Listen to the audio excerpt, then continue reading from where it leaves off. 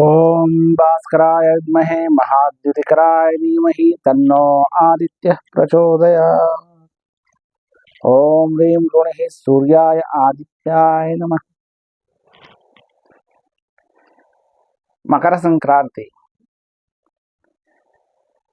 ಇದೊಂದು ಮಹಾಪರ್ವಕಾಲ.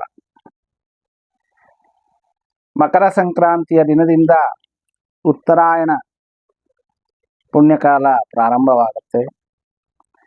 ಉತ್ತರಾಯಣ ಪುಣ್ಯಕಾಲದಲ್ಲಿ ಸಮಸ್ತ ಸೃಷ್ಟಿ ಅಂಧಕಾರದಿಂದ ಬೆಳಕಿನೆಡೆಗೆ, ತಮಸ್ಸಿನಿಂದ ಬೆಳಕಿನೆಡೆಗೆ, ಜ್ಞಾನದೆಡೆಗೆ ಪ್ರಯಾಣ ಮಾಡುತ್ತೆ. ಅಂತಹ ವಿಶಿಷ್ಟವಾದ ಮಹಾಪರ್ವಕಾಲದಲ್ಲಿ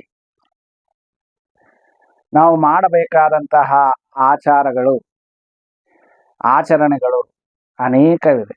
ಅದರಲ್ಲಿ ಪ್ರಮುಖವಾದದ್ದು ಸೂರ್ಯಾರಾಧನೆ. ಸೂರ್ಯಾರಾಧನೆ ಸನಾತನ ಕಾಲದಿಂದ ನಮ್ಮ ಸಂಸ್ಕೃತಿಯಲ್ಲಿ, ನಮ್ಮ ದೇಶದಲ್ಲಿ ನಡೆದುಕೊಂಡೇ ಬಂದಿದೆ. ಪ್ರತ್ಯಕ್ಷ ಪರಬ್ರಹ್ಮ ಸ್ವರೂಪನಾದ ಸೂರ್ಯನಾರಾಯಣನ ಆರಾಧನೆಯಿಂದ ಆಯುಷ್ಯು, ಆರೋಗ್ಯ, ಅಮಿತವಾದ ಐಶ್ವರ್ಯ, ಬ್ರಹ್ಮಜ್ಞಾನ, ಸತ್ಕೀರ್ತಿ ಇವೆಲ್ಲವನ್ನ ನಾವು ಪಡಿಬೋದಾಗಿದೆ. ಇಂತಹ ಮಹತ್ತರವಾದಂಥ ಮಹಾಪುಣ್ಯ ಪರ್ವಕಾಲದಲ್ಲಿ ಸೂರ್ಯೋದಯದ ವೇಳೆಗೆ ಆ ಪ್ರತ್ಯಕ್ಷ ಪರಬ್ರಹ್ಮ ಸ್ವರೂಪನಾದಂತಹ, ಪ್ರಣವ ಸ್ವರೂಪನಾದಂತಹ ಸೂರ್ಯನನ್ನ, ಆ ಸೂರ್ಯದೇವನನ್ನ ಆರಾಧಿಸಿ, ಆ ಸೂರ್ಯನಾರಾಯಣನ ಅನೇಕ ಸ್ತೋತ್ರಗಳಿಂದ ಸ್ತುತಿಸಿ, ಯಥಾಶಕ್ತಿ